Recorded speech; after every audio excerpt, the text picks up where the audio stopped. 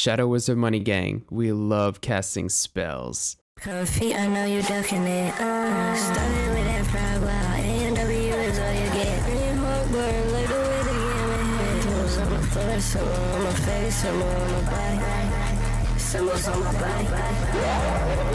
Symbols on my body. Symbols on my body. Symbols on my body. Ghetto electronic music. June of this year, off the back of 3 other 2025 releases, and another one when I'm making this video, so late into it, Baby Goyard has collaborated with the Shadow Wizards for the album Symbolism, a mystical, self-aware, yet also very much deranged project. Some of the most strange rap music of the decade. If you wish our current underground rappers' lyrics and themes were just as crazy as their beats, listen to this album. If you want to understand the sound, the references, and the ethos of the music, at least my interpretation of it, then stick around. I've already professed before that Baby Goyard is one of my favorite rappers, and I'm mentioning it again because it still rings true. Shannon is an artist from Maryland, currently based in North Carolina, I believe, who started releasing music around 2013, beginning early on with boom bap and cloud trap on the SoundCloud scene. During these years, he'd work with a variety of folks such as Summers and David Shoddy, making PLUGG music in 2017. Baby Goyard would work with a variety of producers such as Mixed Matches, Evil Gianni, Sean Ferrari, and more. From the beginning, being very involved with this SoundCloud underground rap scene. Songs like Run Shannon Run, released in 2018, would give him some good traction, playing a decent role in the overall emergence of hyperpop trap and digicore sounds, combining ethereal instruments and soundscapes with glitchy, pitched up, and delayed vocals.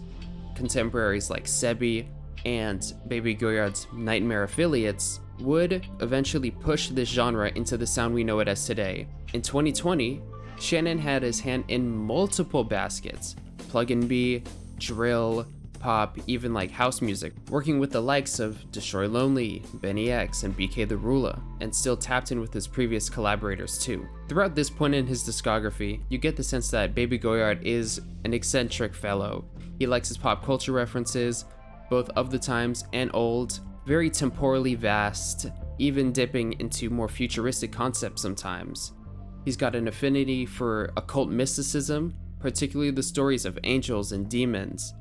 And he's very big on scary movies, especially Cabin in the Woods, a very important movie for understanding his music and the way he markets himself as an artist as well, and the role he plays within the music space.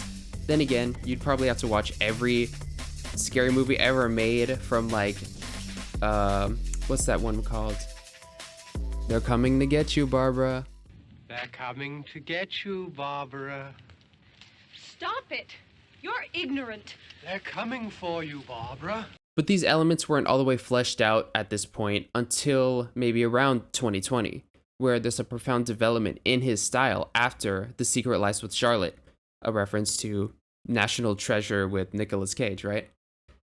His lyrical style got stranger, the references more obscure, the metaphors are just odd. Faust level deals, let me down this hill. Stand in the corner and talk to the black witch. Feel the presence all around. Hieroglyphics on the wall, ancient text written on the ground. Boogie band spin like some roadkill on the ground. I'm playing manhunt in the club. I got an 8 of the rhubarb, clam chowder, I'm trying to get soup off. Spirit of St. Michael coursing through me, I feel holy love. You greedy. False flesh, skin crawl. I'm stepping out the ranch, make the skin wall. Chat GPT replace my inner thoughts. Woke up in a cave with a curse. So insidious, shadow people at every turn. The themes are somewhat between futuristic and fantasy. This impressionistic style of rap and music as a whole, with concepts that are supported by abstract artworks, these sort of Illuminati aesthetics and references, reining in those occult and mystic themes. It's meta, self-aware, and of course the big step for this, I'd say, is his Fourth Wall tape, which really honed in that style. He would then build some lore and story around the album Lore Seeker, produced by DJ Smokey, and from that point on, his concepts are fully mystical, pulling from popular media to obscure myths.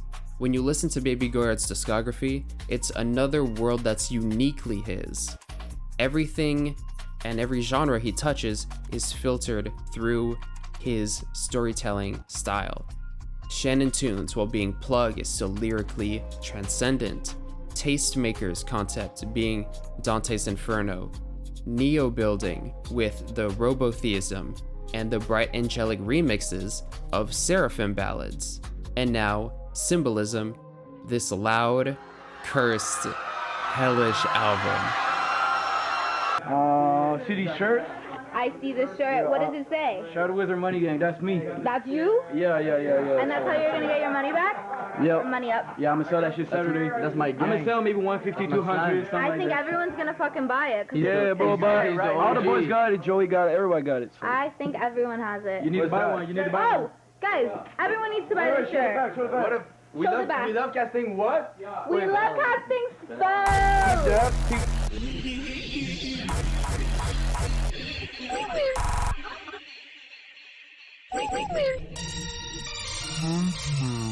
Shadow Wizard Money Gang, as a whole, is a collective of artists from Montreal, of fashion designers, graphic designers, and musicians. There's actually an interview online out that came out maybe about a week ago that explains the crew a lot better than I can. But our focus for today is Lucas Tessier, who is the curator and producer for about half the tracks on the album. Growing up in the countryside of Quebec to parents who were actually professionally circus clowns, Lucas spent a lot of time immersed in online culture as a young person and started beat making on the computer at an early age, releasing music under Shadow Wizard Money Gang around 2023, producing a variety of different self-described ghetto electronic music.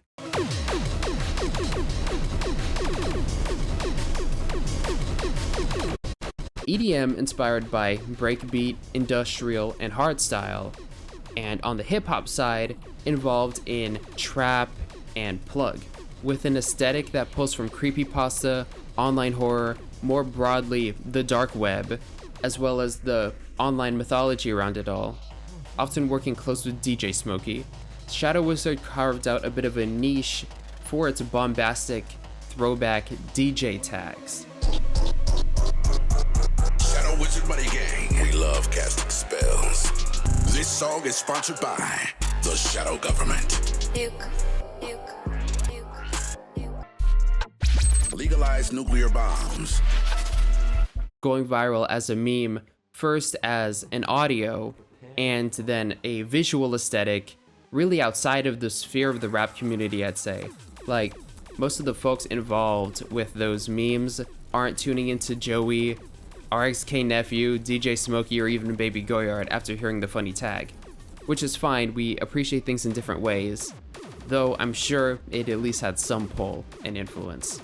But obviously, the initial proliferation of those memes started with underground rap fans, who made the edit with the Can Can song. Where did that even come from? Ever since we could fluidly accompany memes, still images, and GIFs with audio through TikTok and Instagram Reels, it's birthed this whole other idea of music promotion and memes as audio sound bites. Obviously, it's been a thing for YouTube, and even Vine, I'd say, is a decent influence in this, but this GIF talk style is so much different, and you don't even realize it. You'll see a video with like 1 million views, 300,000 likes, and it has like an Osama-san leak in the background.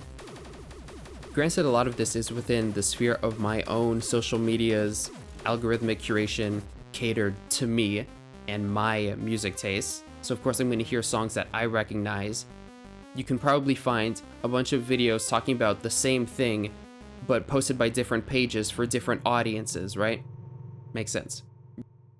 Either way, Shadow Wizard, at least to me, really reflects the proliferation of very weird and obscure ideas through the internet, whether it be the world of conspiracy theories, spiritual groups, and cults, or generally things we just weren't supposed to see, like war footage and things happening in other territories that don't necessarily affect us to the first degree. All of this before the advent of the most accessible form of media documentation, distribution, and consumption ever devised, being the phone. So that's what we've got. We've got this meeting between the new online mysticism and lore and the more traditional, in some instances very old themes that Baby Goyard brings in.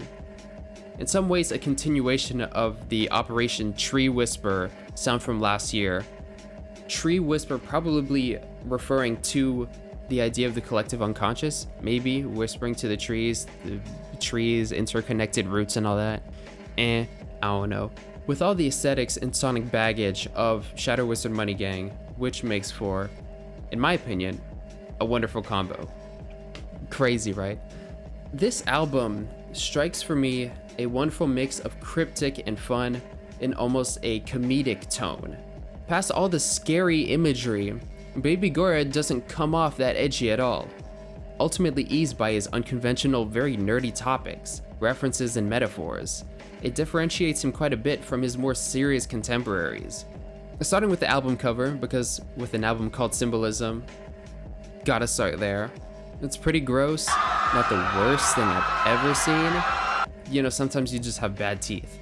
But, you know, you've got this picture of Baby Goyard in the center, probably this photo from like a medical journal or something, scattered around, text with Shadow Wizard and Symbolism in this big calligraphy font. The symbol from Cabin in the Woods in the middle, the Lamb of God on the left and right, both symbols and concepts that Baby Goyard appropriates very often within his music. Some sort of wooden stick Blair Witch type pentagram scattered around, a Lilith sigil from a 2013 Clipothic grimoire. I'm assuming it's some sort of Kabbalistic interpretation, but generally in the mythologies, she doesn't really have any ties to music. Okay, so I actually have some more stuff to add because I did some Googling and it's low-key kind of nuts.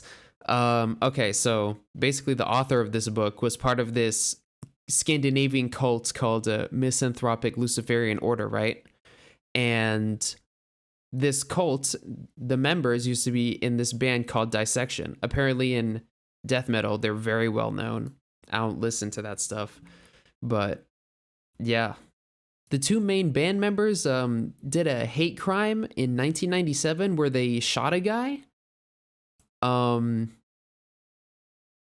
Yeah, there's this whole Reddit true crime thing about it.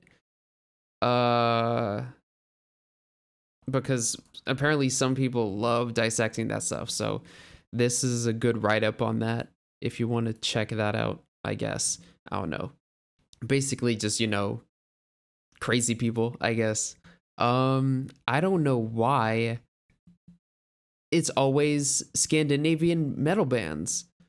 I don't know. That's probably because it's so cold up there. Like, yeah, I'd also go crazy if I lived in a climate like Sweden. Like, we're not doing that.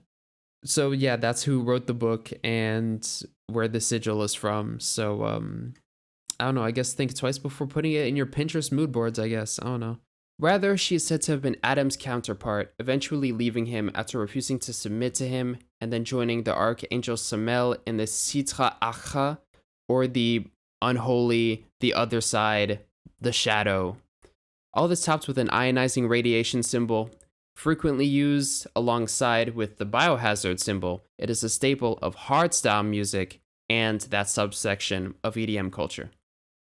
The design overall can be said to be crude, unappealing, gaudy, but in my opinion, perfectly encapsulates the theme and the sound of this record. It is somewhat reminiscent of the southern pen and pixel album cover style as well of late 90s rap tapes. The intro song Brutus and its lyrics frame and set the stage. It's sort of their own take on the sober skill demonstration of certain rap intro tracks. It's purely rhythmic, Instrumentally, you can't make anything out besides the sub bass. Baby Goyard's vocals barely treading above water, occasionally submerged by a wave of Shadow Wizard DJ tags. Otherwise, his delivery is quite euphonic. I'm flying with a witch in a wardrobe room, got my brothers in the war room, Pentagon team. Pentagon Zero ghost masked with the bloodstains, privilege of a jester, all I do is entertain. It's very well worded and the syllables fall in place very nicely. It's a very fun thing to say. It's the opposite of a tongue twister. Baby Goyard assumes the role of the jester. He puts on the cap and bells, is all colorful, and dances around. It's the noise and flair of it all that signals, I'm not a threat, I'm not serious, I'm fun. The jester's privilege being the ability to criticize, speak truths, and mock royals without facing severe consequences at their hand. The right to rage bait, as we'd say today. So, if Baby Goyard is this jester, then who's at the throne? Well, it's us, the listeners and the audience. We let Baby Goyard entertain us. That fact is relevant to many artists and many mediums. The balancing act of putting out material that speaks to you, you think is relevant or fair game, and what the people actually want, and also what sells in the market. The tightrope walk isn't only applicable to the artists and their fans, but nowadays with the advent of that commercialization of the art form, it also speaks to their relationship with revenue streams. What can I get away with musically to where my label will let me put this out and my audience won't banish me? Just offensive enough to the ears. This movement within the rap scene, I find, is really about deconstructing and really destroying our principles of the genre. Edward Skeletrix and his sort of satirization, Osama Sun, Che, even like Cemetery back in like 2021. I'm sure I'm forgetting some other figures right now, but even among mainstream artists, I think Ken Carson can fit into this. I think Yeats can. Playboi Carti, of course, you know, the Grinch who stole hip hop and put the final nail in the coffin for real rap music, at least in the mainstream.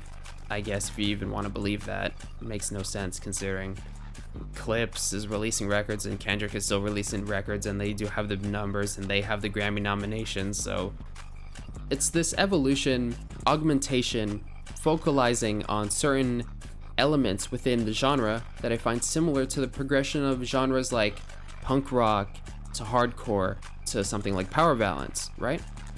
Faster songs, shorter songs, more noisy and extreme. I think the shortest rap song though I can think of off the top of my head is a Billy Wood song. It's like 4 bars. Caught feelings off of old pictures. Hit her up like I still miss you. 2 words, please, fair enough. Would you please make my dreams come true? But if you discount the loops and the slowdowns and the intros and the rewinds for these Baby Goyard tracks, they only have like 16 bars, ultimately, of lyrics. Some of these songs could have well been under a minute. Sure, it's a far cry from the 7 minutes of the message, right? It's the jungle outside. I guess you wonder how I keep from going under. A great example of this new extreme subgenre within the rap scene comes up in the second song, Wedding. It's a prime example of terror plug. Not the coolest subgenre name, it's kind of okay. Let me know if there's a better one. But either way, it was mainly pioneered by Buliman and TDF in terms of this production style, and Smoking Skull for the rap delivery. I describe it as plug with a higher BPM, the 808 bass line being in the forefront, way in your face, very distorted, and particularly up an octave, which is really how you get that distinct sound. I'm okay on the Smoking Skull and Wildcard Uno rapping style. It's alright. It's okay on occasion. But my favorite Terror Plug tape is Still Slime by Buliman and Osama Sun. It's really good. FTO, fantastic song.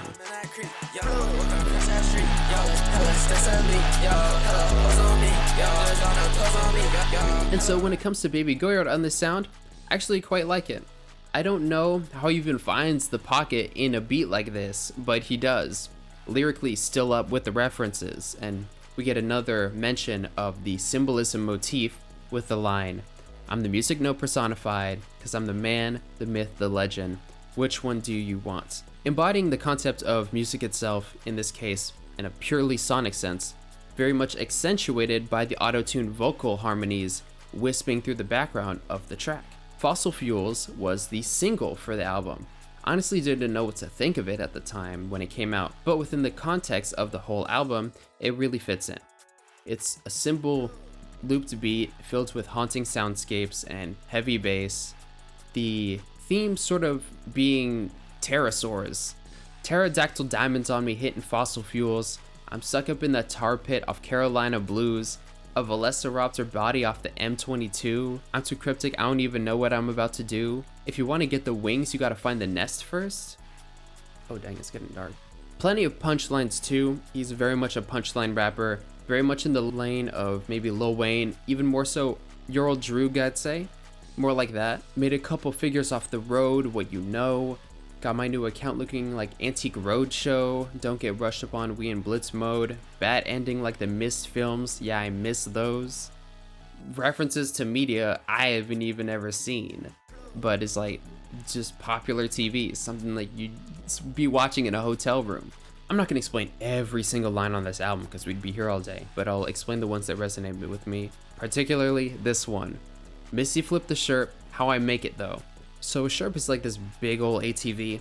You've probably seen like Kanye in the McDonald's ad, Playboi Carti in the Go to the Moon music video, probably some other people in this Sherp ATV. And the Misty Flip is a special trick from Tony Hawk Pro Skater 4, where it's this very exaggerated sideways flip grab trick. In Tony Hawk Pro Skater 4, on the Kona skate park level, there's a goal that you need to complete where you need to do that trick over a hut between two bowls, and it is a notoriously hard mission. It is so finicky, and every time I replay Tony Hawk Pro Skater 4, it takes me maybe a good 20 attempts to get it done. Maybe like 20-30 minutes. It's in the Tony Hawk Pro Skater 4 remake, they removed it. Now it's like do a normal flip trick over the hut. It's not Misty Flip anymore.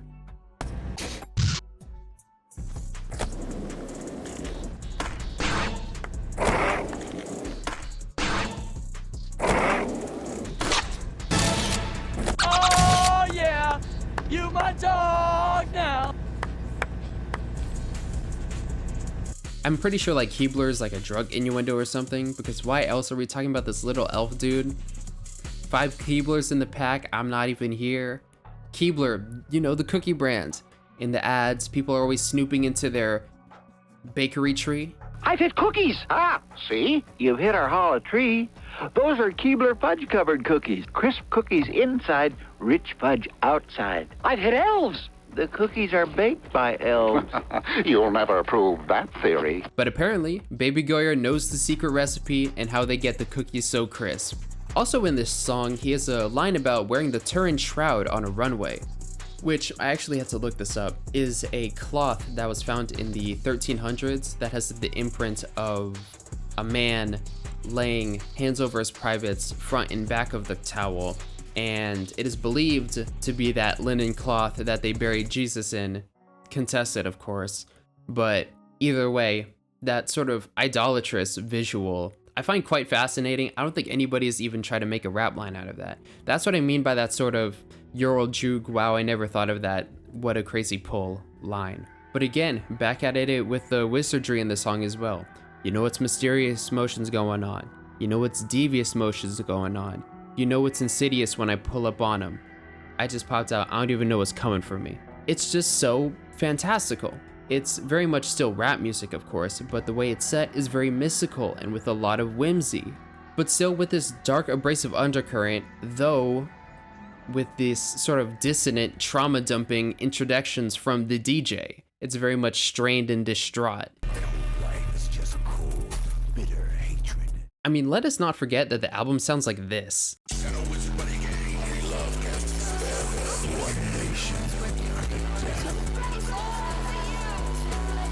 Ringworm was probably one of my initial favorite songs on the tape. Even though it's so hard to transcribe and understand, it's so noisy.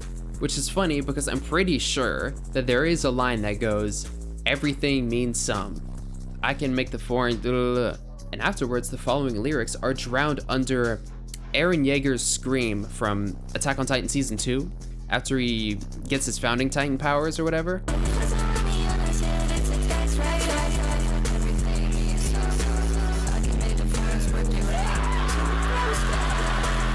You can barely hear anything. Well, if everything means something, what does that mean?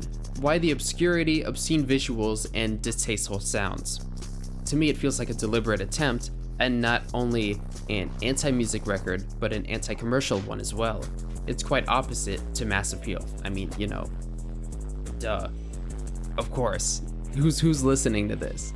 But the concepts are so abstracted or distorted to where the only way to get an image or a sense of coherence is to sort of unfocus your attention, and only then can you catch the rhythms, the flows, and the lyrics, though they're still always only loose ideas. I'm feeling like the spider climbing down the spout. Everything cracked like the Liberty Bell. What's in this dirty mix, red and white peppermint swirl? I'm in the ringworm. That doesn't even mean anything.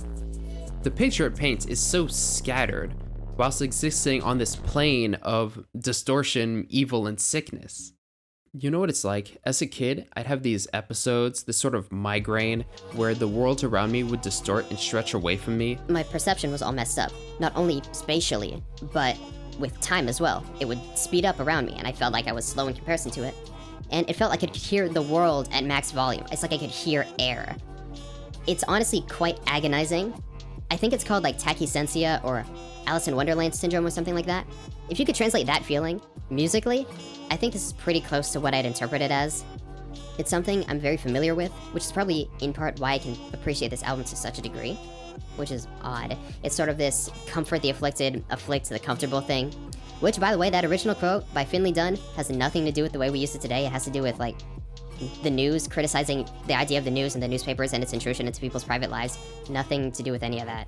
But either way, it's like this controlled exposure to things that are otherwise distressing.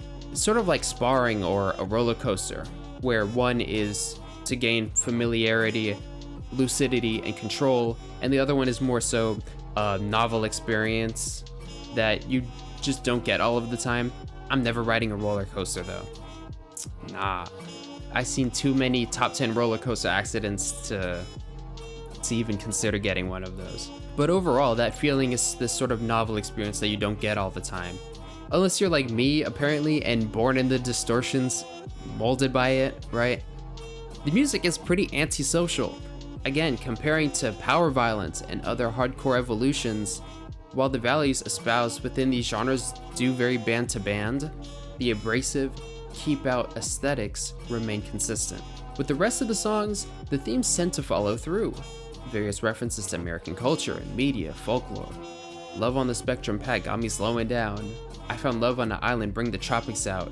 Mothman swag, show you what the myth about. Mothman, I haven't heard about that in forever, right? That's a very modern mythology. And we keep on going through each track. This that Ponzi scheme for you, yeah, Shannon Birdie Madoff. I don't care about zodiac signs, I'm a zodiac symbol, symbolism motif. Whole life Lynchian, Firewalk with Me. The prolific film discography of David Lynch. And instrumentally, we get everything from organs to accordions and brass. All of those instruments giving the songs this slightly medieval flair, in my mind at least. And of course, you also have those eerie theremin leads to really settle in that classic scary movie sound. If you're wondering what that sound is, it's this Moog instrument that you control with your fingers and like electricity waves or something.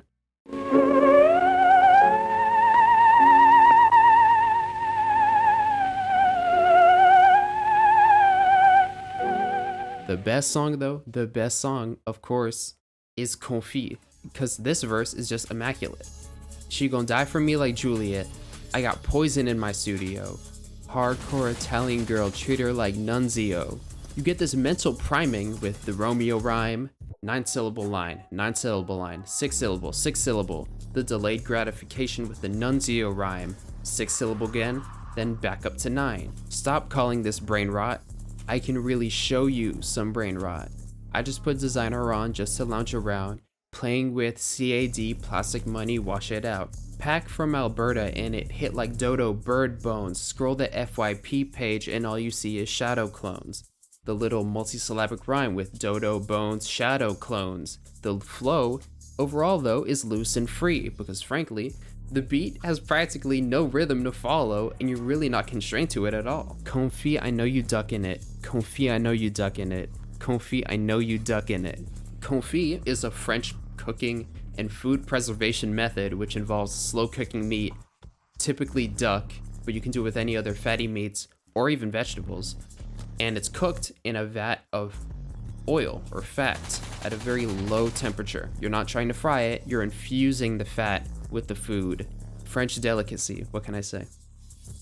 And with this symbols on the floor, symbols on my face, symbols on my body thing, I think it's time to get into the big theme of this album, the ultimate takeaway I got, and it's the fact that this album really encapsulates the confusing yet awfully distinct world of online esotericism and mysticism, sort of.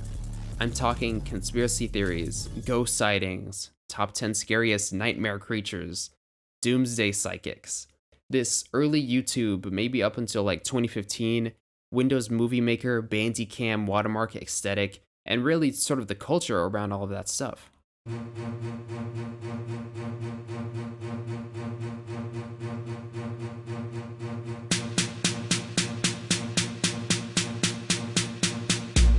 Illuminati want my mind, soul, and my body. Secret society, trying to keep their eye on me. The amateur World Wide Web graphic design and websites, the mismatched fonts, the ill-formatted images. You know what I'm talking about. We all grew up on that, right? Surely. I think the album really showcases the aspect of this world and how it's very weird and confusing. Specifically, the aspect of symbology, the study and use of symbols. Symbols are representations, stand-ins, summaries of things, concepts, stories, created on a spectrum of meant to be easily understood to only being for a select few in the know. How do we communicate to anyone from any culture that a place is dangerous or a substance will kill you? A skull and bones, maybe. Or how do we devise a secret code to communicate amongst the in-group without intrusion or suspicion? Criminal cants, for example. Math, science, religion, traffic law, visual, auditorial, all the senses are involved. Symbols are everything. They're everywhere, and everyone uses them. And that is the problem we run into, because especially in our interconnected, globalized world of today, while a symbol can communicate a big idea very quickly in a comparatively small real estate space, it's what I consider a lossy format of compression, just like a MP3 or a JPEG. We lose detail and information. We can't be sure our understandings line up with the person that made it, and with the person who took it from the person that made it, who took it from the person who took it from the person that made it, for their own interpretation and use case. When we unpack and upscale, fill in the gaps with our own mental libraries and reasonings and logic, we can end up with totally different things. You really have to use the context clues around things when it comes to interpreting, using any sort of supplementary information you can get from the source, because on its own, it can mean everything and nothing. It's this sort of potential. To me, the album really pulls from that place, but it also pulls from drug trips and psychosis, which kind of brings in some depth because interpretations of conditions like schizoaffective disorder have been played a lot in the realms of spirits in terms of interpretations for, I don't know, possession, but mainly in a time before the internet where we would have had maybe the idea, the story of, I don't know, a town crazy. Now we can see a video of someone from, I don't know, Nebraska having a manic episode, somebody having a bout of psychosis and recording it and filming it for everybody to see. Or someone, I don't know, filming outside their window, claiming they're being gang stalked. The shadow people are in your walls. The CIA put a chip in my brain. sort of vague references to some of the real abuses done by these three-letter agencies, but also sort of showing how you can get it confused with people who are just really going through it. Also, the sort of greater online lore and mythologies we've made.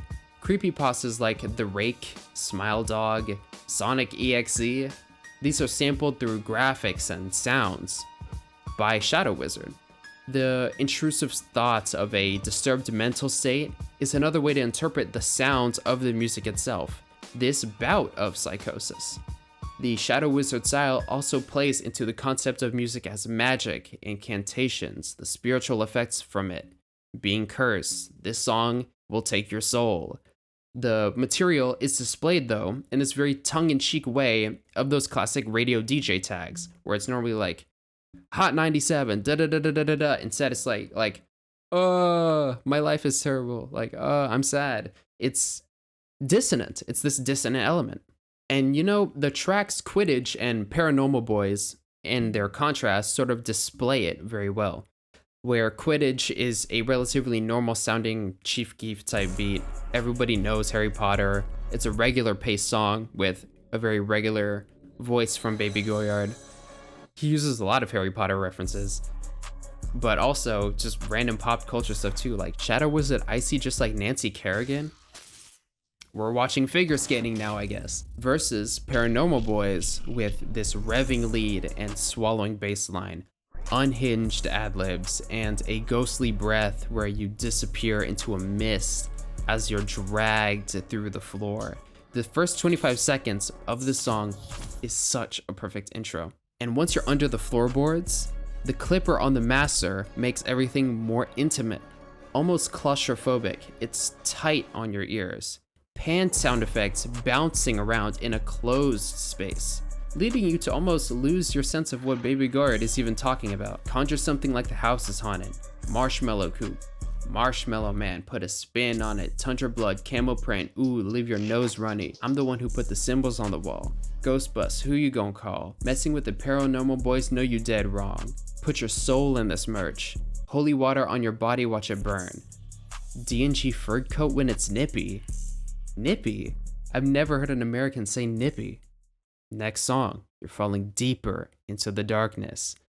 Leg warmers, you need 'em. Cold feet, you got it. HE double hockey sticks, frozen time all on the wristband for the artist's wrist twist. Baby, are you injured? Dreamcatcher, fall apart. I'm pulling the strings right out of it. I'm on the river sticks, acting like I'm new here. I'm not like all the others. I can tell you all my flaws. Red Hood, put it on. Now I feel like Jason Todd. Build a bear, stuff him up. Dutch boy with the clocks. He kind of does look like Dutch boy, but where these references that he pulls are just crazy. The pulsing pads, the strings, the groove in the drumline, this song is crazy. With the chimes in the beginning of Double Hockey Sticks signaling this new arrival, a delivery, the bell when you walk into a shop. We're in the underworld, the river Styx. Normally, it's a place that is a new experience for people who pass away within the Greek mythology, but for Baby Goyard, in this magical, mystical persona, has to feign ignorance like he hasn't traveled these realms before. Shannon is really such a fascinating lyricist to me because the places his mind goes are quite vast and make sense within the song. He prioritizes those themes and ideas that come to his mind and makes rhymes out of them, rather than rhymes and connecting them through ideas. Sometimes you gotta ditch the rhyme and just go for what you feel would paint the best picture for the song. Lynchings as entertainment, funnel cake at the witch trials. During the early modern period of Europe, tens of thousands of alleged witches, most of whom being women, executed. Conflicts between religious groups, the science versus accepted theology, and the sexes. Choice of death, drowning, fire, hanging, it's almost regular. Just another witch trial. I'm the star in the night, please watch me. The entertainment of it, or even the actual bright light in the dark during that burning. Funnel cake on it, funnel cake on it, funnel cake on it. You imagine this wicked scene, the gated chords as screams and the whistles of flames, the distorted bass like the pops and crackles of that wood, the distraction of the funnel cake, Just Eat Your Funnel Cake, sensational song. And, well, we've abruptly reached the end of our journey. Bright chords followed by a cackling laugh, the chimes ring in again, our final resting place, not quite dead yet. Still clawing at another opportunity to live. The sun is gone, being the title, which means that the star burnt out. I'm the star in the night, please watch me. That's over. No one is coming out at night to find you. This is very much a bad ending situation. This sort of tone highlights the more reflective lyrics. Except for that one time I got 2 times in this scary life. Such a scary life. Pearly white firefly, lead the light. I got Vita blues, baby, and them berry whites. What you need. Don't condone it, but I'm not a hypocrite. Till the sun is gone, Von Erich Fritz. It's this sort of abrupt, sad, but also expected conclusion for this album. Buried alive, scratch the coffin with my nails. Buried alive, buried alive, buried alive. It's Shannon's world, not everyone can live in it. This complimentary statement to Not Everybody Sounds Better on a Baby Goyard type beat lyric from the first song. Circling back, the wall of sound being the structure of the coffin, at least with the headphones I wear. It's a wide soundstage, but Baby Goyard is very much restricted in the tight center of it. The mix very much plays into the narrative of the song. All of this really showcases how this new-ish style of rap production is more than just amateur or a no-mixing style. It's very deliberate. The way I describe these songs as the vocals barely treading water, the submersion, the claustrophobic environment, it's just so enveloping. A very real and useful mixing technique. And of course, in the grand scheme of Baby Goyard's discography, this is the oscillation between his angelic and demonic themes. He literally has this duality tattooed on both his hands, with the right hand having the symbol of the organization from the movie Cabin in the Woods, where the spokes represent the 5 horror movie protagonist tropes, with their blood spilled to satisfy the ancient beings that hold the world of the movie together, being a metaphor for us, the audience, because when they're mad, the movie literally ends. And on his left hand, being the Lamb of God, a Christian symbol of Jesus' sacrifice, often depicted with the explicit shedding of blood. Symbols. So yeah, I'm gonna go listen to Secret Lives with Charlotte 3 now. I don't know, maybe I'll try to make a video once a month. And I'm loaded off a beam. Whack a op in his dreams. I'm a bully NBA, trying to make a op bleed.